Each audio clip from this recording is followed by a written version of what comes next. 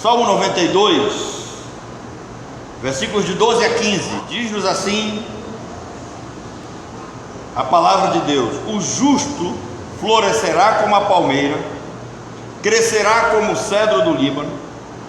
Os que estão plantados na casa do Senhor florescerão nos átrios do nosso Deus. Na velhice ainda darão frutos, serão viçosos e vigorosos, para anunciar que o Senhor é reto e Ele é a minha rocha e nele não há injustiça. Salmo 92, versículos de 12 a 15, para refletirmos sobre o tema Maria Rodrigues, frutos viçosos e vigorosos. Irmãos, a terceira idade ela é um presente de Deus, e esse presente vem de encontro aos idosos, para que eles colham o que plantaram ao longo dos anos. Ninguém fica velho por acaso, isso é uma determinação da vida, mas é uma oportunidade que Deus nos dá para podermos olhar para trás e ver a nossa história. Agora à tarde, hoje pela manhã, aliás, eu fui abrir as redes sociais, eu perdi um amigo do futebol. O cara teve um infarto lá no André Araújo e faleceu. Não teve a oportunidade de chegar a essa idade. Então, a terceira idade convida o ser humano a pensar sobre a relação do idoso com Deus e a sua igreja. Deus dá essa oportunidade para o crente idoso pensar em tudo aquilo que passou, em tudo aquilo que recebeu do Senhor, em tudo aquilo que produziu na casa do Senhor. Os idosos, eles são desafiados a ver a igreja como uma família, e foi isso que ela acabou colocando aqui, porque para eles a igreja, hoje eles veem como um lugar de crescimento espiritual, e infelizmente essa visão os jovens não têm. Para os jovens, parece que a igreja é mais um encontro social, é mais um encontro pessoal. Alguns pensam que a igreja é lugar de encontro para formar família, para arranjar namorado, mas os idosos, eles veem a igreja como uma família, como um lugar de relacionamento, como um lugar de crescimento. Quando o salmista diz o justo, ele está fazendo referência ao crente, aquele que foi justificado por Cristo. Ele não está falando de pessoas sem pecados, não está falando de pessoas perfeitas, mas ele está dizendo que o crente verdadeiro, aquele que foi escolhido pelo Senhor, aquele que foi verdadeiramente convertido, aquele que foi selado pelo Espírito Santo, ele florescerá como a palmeira, ele crescerá como o cedro do Líbano. Interessante que o cedro é uma árvore centenária, é como a nossa castanheira, e quando o salmista faz essa citação, ele tem em mente um ser plantado por Deus em uma igreja local para ser exemplo, para exercer uma função. Não é simplesmente para ficar como uma flor, uma espécie de flor decorativa, mas uma flor que exala perfume, uma flor que tem uma função, uma flor que é vista, uma flor que é viçosa, uma flor que tem vigor e produz. É nesse sentido, e ela é colocada na igreja para gerar vida, para dar frutos para o reino de Deus. Agora, quem é o justo na Bíblia? Quem é esse a qual o salmista faz referência? Escrevendo aos Romanos, Paulo disse que não há nenhum justo na terra, nenhum sequer. Ora, se Paulo diz que não há nenhum justo, nenhum sequer, Paulo está falando de um ser capaz de ter sido justificado por Deus, por sua graça, pela graça de Deus. E Paulo não está fazendo menção de obras humanas. Paulo não está dizendo que esse justo, ele foi justificado por suas ações, por suas boas obras. Não, ele está falando da graça divina.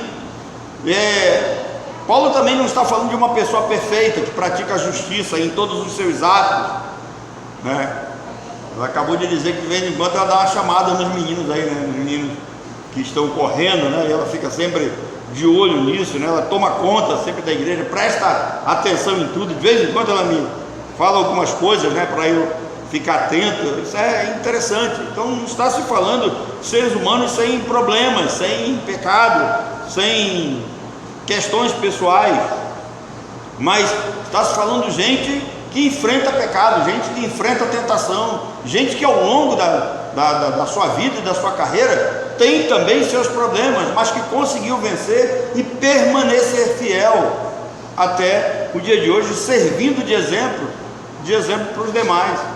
Às vezes eu fico pensando, né, quando dá essa chuvada aí, muita gente não vem para a igreja. Maria Rodrigues vem com a sombrinhazinha dela. Interessante isso, né? Tem uma irmã aqui que quando começa a chover, ela já começa a espirrar para não vir para a igreja. Mas a Maria Rodrigues não, a Maria Rodrigues vem espirrando assim mesmo. Claro que eu estou brincando, né? Só para descontrair. Vocês estão muito sérios me olhando daí.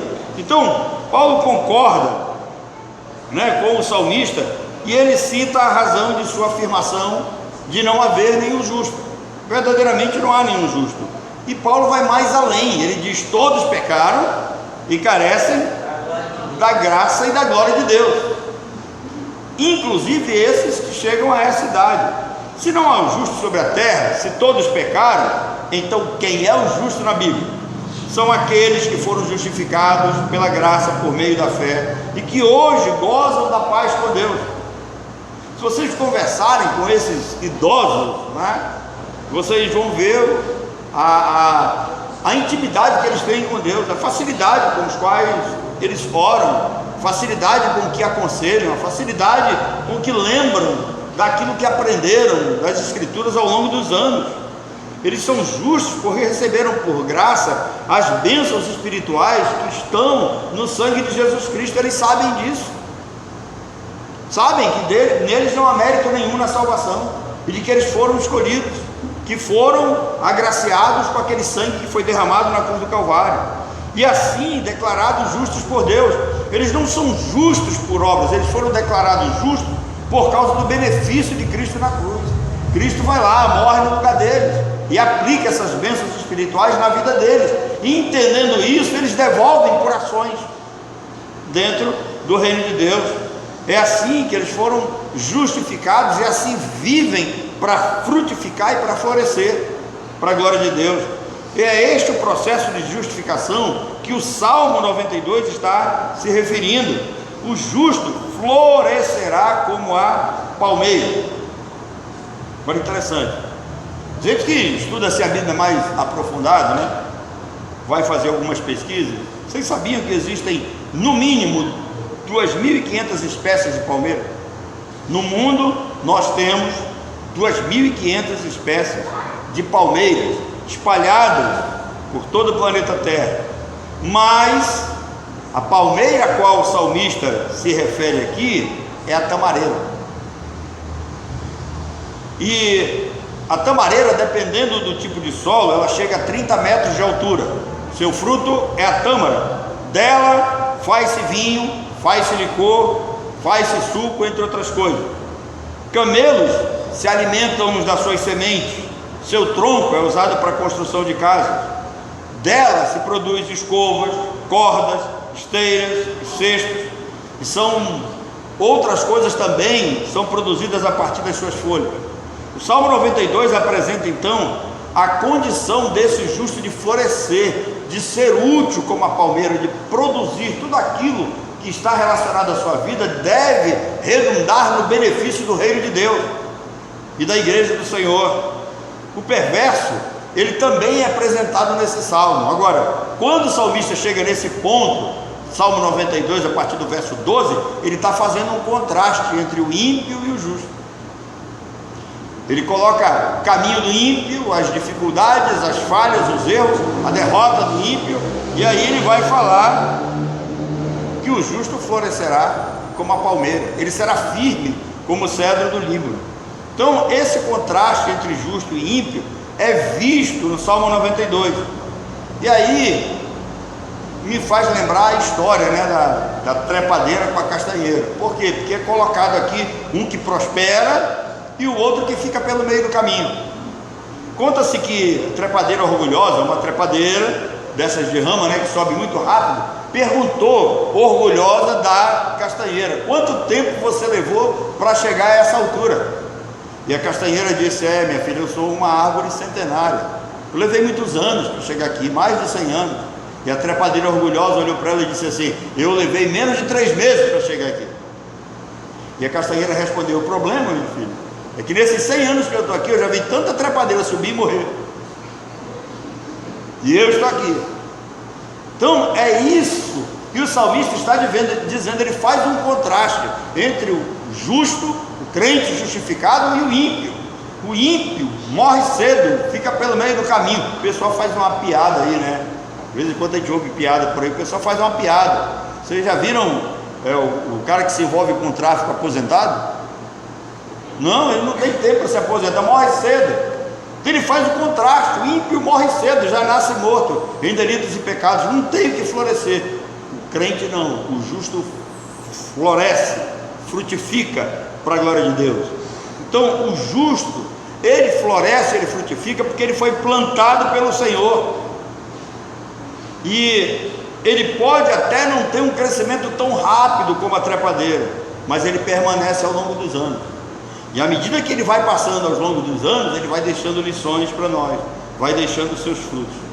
Irmãos, existem 3 coisas importantes na vida do justo na terceira idade. Primeira coisa, o justo precisa da força divina para revigorá-lo em meio ao cansaço. Às vezes a gente acha que é fácil ser idoso. Não é. O idoso tem dificuldades e limitações que os novos não têm. Então esse idoso, ele precisa da força divina para revigorá-lo em meio ao cansaço da vida. Existem inúmeras pessoas que estão pedindo a Deus para se aposentarem, e na medida que eles pensam em se aposentar, eles pensam num estado de inatividade. Ninguém quer fazer mais nada. Às vezes eu ouço pessoas dizendo assim: eu já trabalhei demais, agora eu quero me aposentar e eu quero descansar. Parece que vive cansado, né? A vida toda. Essa geração aí, Fanta Morango, né? Terrível. Vivem cansados. Se você deixar, dorme até meio-dia, né? Ficam na toca o dia todo. Então o justo na terceira idade, ele precisa da força divina, precisa da graça de Deus para revigorá-lo, e ele não se cansa. Ele quer estar na casa do Senhor, ele quer participar. Às vezes eu fico pensando que ela chega cedo aqui nos dias de bazar, né? Ela fica por ali e tal. Às vezes eu penso que ela vai almoçar com a gente, mas ela se manda. Quando eu procuro: cadê a Maria? Já foi, porque ela almoça 11 horas. E aqui a gente almoça meio-dia. O feijão demora para sair, ela se manda, né? Adora um picadinho de tambaqui que o pastor dela faz. Então o justo na terceira idade, ele precisa dessa força. Existe uma fraqueza, sofrimento diante das provações que os novos não têm. Mas observem que a Bíblia diz que eles permanecerão firmes como o cedro do Líbano, como as castanheiras da Amazônia, né? Que resiste às dificuldades, à pressão do tempo, que continua firme, está aí para dar frutos. Segunda coisa é a vontade do idoso que enfrenta, que se coloca acima das dificuldades. Observem que os nossos idosos, eles têm suas limitações, eles têm suas dificuldades, mas eles sempre se colocam acima. Vocês não veem eles falando como gente derrotada, como gente que está pensando em desistir da vida, mas está falando com pessoas entusiasmadas, que quer continuar vivendo e quer continuar dando fruto. Gente que resiste, que persevera, que se mantém fiel à sã doutrina e aos bons costumes da igreja. São esses idosos que servem para segurar a igreja nos trilhos e no caminho, porque os mais jovens querem sempre levar para um lugar onde ela não deveria ir. Os mais jovens não ligam para a forma de culto, os mais jovens não ligam se está se pregando uma doutrina verdadeira ou não. Isso é papel do idoso, isso é papel dos mais velhos. Terceira coisa é a capacidade de correr espiritualmente sem se cansar. Os velhos têm essa capacidade de caminhar firmemente para frente sem fortalecer. Parece que aquele conselho de Paulo, né? Prossigo para o alvo, para o prêmio da soberana vocação. Eles tomaram isso para eles mesmos e eles continuam firmes, eles não desistem. Então o justo na terceira idade, ele está caminhando para o alvo final, para o prêmio da soberana vocação. Ele sabe disso, sabe que os dias são curtos, sabe que o período de tempo está sendo abreviado. Então eles procuram dar o máximo de si, e fazer o máximo possível. Quando Paulo escreve a Tito, capítulo 2, no verso 2, ele diz assim: exorta os velhos, está falando dos velhos homens, macho, né? Macho, na Bíblia é macho sempre, e chama de velho. Ele diz: exorta os velhos a que sejam temperantes, sérios, sóbrios, sãos na fé, no amor e na constância. Observe que aqui não há preocupação de Paulo com o politicamente correto, né?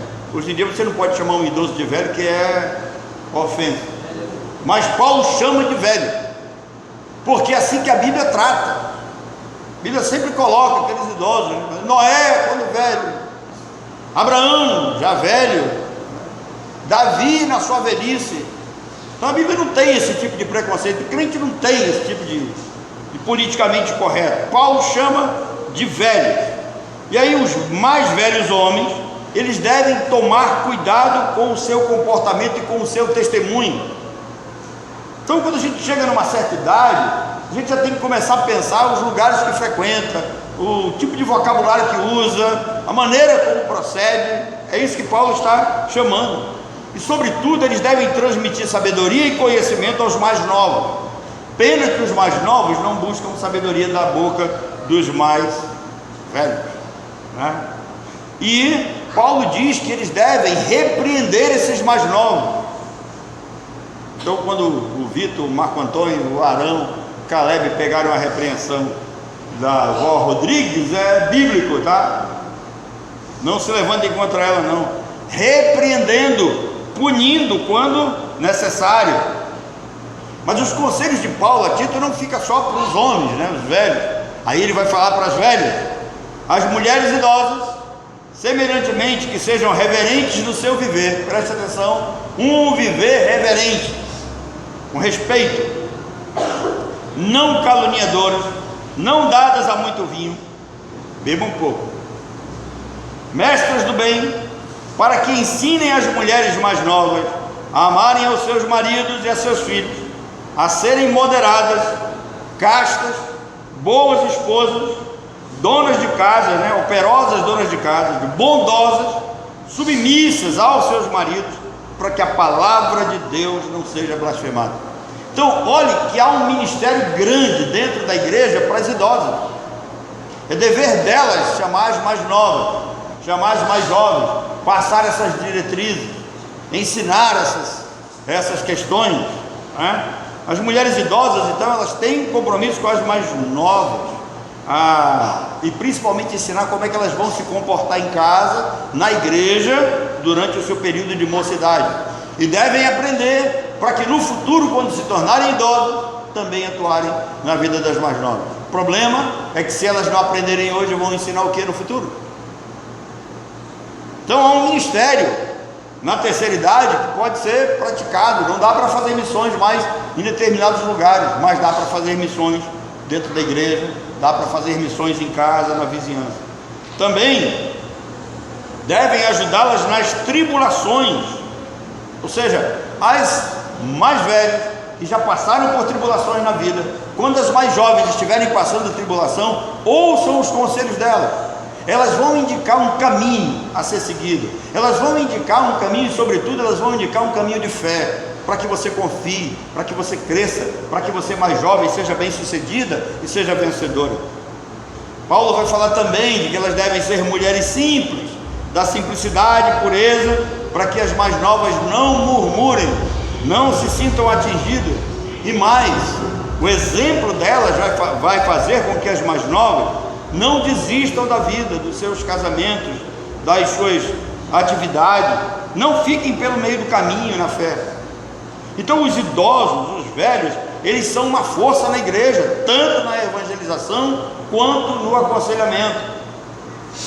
Fui pastor em Codajás, e lá tinha uma velhinha chamada Maria Rodrigues. Não é Maria Rodrigues, não. Já pensou se tivesse a Maria Rodrigues lá em Codajás? Era óbvio, né? Era Maria dos Anjos, era Maria também. Maria dos Anjos era, às vezes ela tinha reunião de liderança, aí eu sentava com ela, botava ela do meu lado. o marido dela queria ficar do meu lado, e eu tirava ele e botava ela. Então fica do lado dela, deixa ela aqui. E todas as vezes, quando nós tínhamos assim reuniões, eu fazia perguntas para ela, e ela dizia assim: pastor, mas o senhor sabe o que a Bíblia diz? Eu falei: Maria, eu não estou perguntando o que a Bíblia diz, eu estou perguntando como é que eu vou agir. Se fosse você que estivesse no meu lugar, como você agiria? Irmãos, um dia eu estava no gabinete e tinha duas jovens da igreja brigando na rua por causa do namorado. E aí pegaram as duas meninas e levaram para o gabinete. E quando botaram as meninas no gabinete pastoral, a primeira coisa que eu disse: vai chamar a Maria dos Anjos. Ainda bem que ela morava do outro lado da rua da igreja. E a Maria dos Anjos foi lá. Eu falei: dos Anjos é contigo. Ela disse: mas o senhor não vai me ajudar? Eu digo: a única coisa que eu posso fazer é mandar disciplinar as duas, afastar as duas da membresia da igreja, mas o resto é contigo, é você que tem que aconselhar. Então os idosos são uma força, são necessários na vida da igreja, tanto na evangelização, como no exemplo, como no aconselhamento. Aos olhos do Senhor, a velhice não é um fardo, como muita gente pensa que é. A velhice não é um peso, nem uma fase a ser pulada, a ser superada. Observem que o mundo em que nós estamos vivendo, parece que as pessoas estão lutando para não envelhecer. É academia, é suplemento, é isso, é aquilo outro, né? E tem muita gente morrendo de infarto aí por causa desses negócios. Mas se os irmãos olharem mais atentamente para a Bíblia, né, os irmãos vão ver que a maior bênção do Antigo Testamento era a longevidade. A promessa de Deus era encher os homens de dias, saciá-lo-ei com longevidade. A bênção de Deus era produzir o cara para ele viver, para a mulher viver muitos anos. A terceira idade não deve ser vista então como um início de um período inativo. Não deve ser um período produtivo e não improdutivo. A terceira idade marca o início de uma nova etapa na vida do ser humano. E eu peço em nome de Jesus, eu peço a Deus que seja um período de paz. E por que é necessário esses idosos dentro da igreja para que a gente tenha esse período de paz? Porque a sabedoria dos anos evita contendas. Enquanto os mais jovens querem contendas, os adultos chegam e botam ponto final na coisa, evitam contendas. Que seja um período de lazer, viver com alegria, aproveitar os momentos de recreação, voltando aos tempos de criança. Os velhos também ainda têm um tempo para brincar. Às vezes eu fico olhando esses dois aqui, né? Ficam um jogando piada para o outro, né? Maria e o pastor. E isso é interessante, né? Faz parte da nossa vida. É um período onde a gente vai voltar ao ciclo inicial. Em breve os idosos, eles devem ser ajudados em tudo. Eles vão voltar a como iniciaram a vida. Quando nós iniciamos a nossa vida, alguém tem que trocar a nossa roupa, alguém tem que nos alimentar. E lá em casa tem um que tem hora que ele se invoca, ele quer comer em cima da mesa, ele sai afastando tudo. Aí você bota ele na cadeira, ele sobe na mesa. Você tira ele da mesa, bota na cadeira, aí ele passa de uma cadeira para outra, né? Então alguém tem que alimentar, alguém tem que trocar o roupa, alguém tem que conduzir, levar para os lugares. Então nós fechamos o ciclo. E quando tem muita gente pensando já em parar, em desistir da vida, pensando que a morte chegue logo, há uma promessa na palavra de Deus para a terceira idade, que está em Isaías 65, 22. Diz assim: não edificarão para que outros habitem, não plantarão para que outros comam, porque os dias do meu povo serão como os dias da árvore, e os meus eleitos gozarão das obras das suas mãos até a velhice. Louvado seja Deus que tem te dado a oportunidade de ter visto os filhos criados, alguns servindo ao Senhor na sua maioria, sendo fiel a Deus, e sobretudo vendo a boa mão de Deus que conduziu a sua vida até aqui. Que Deus continue te abençoando, minha cara irmã e minha amiga Maria Rodrigues. Quando as tuas forças começarem a falhar e os males do envelhecimento se tornarem claros e evidentes, que que você se lembre da presença do Senhor, que você se lembre da providência e do conforto divino. Você não vai estar sozinha, o Senhor é contigo em todos os momentos. Pense nisso. Ele está ao seu lado, esteve ao seu lado todos esses anos e continuará até o dia que Ele te conduzirá à glória. Confie nele. O Senhor é o teu pastor, é o teu protetor, é o provedor da tua vida. E quando chegar a hora de partir, Maria Rodrigo, Ele estará mais perto do que você imagina. Ele não te abandonará. Ele estará ao teu lado para te conduzir às mansões celestiais. Que assim seja, para a glória do nome dele.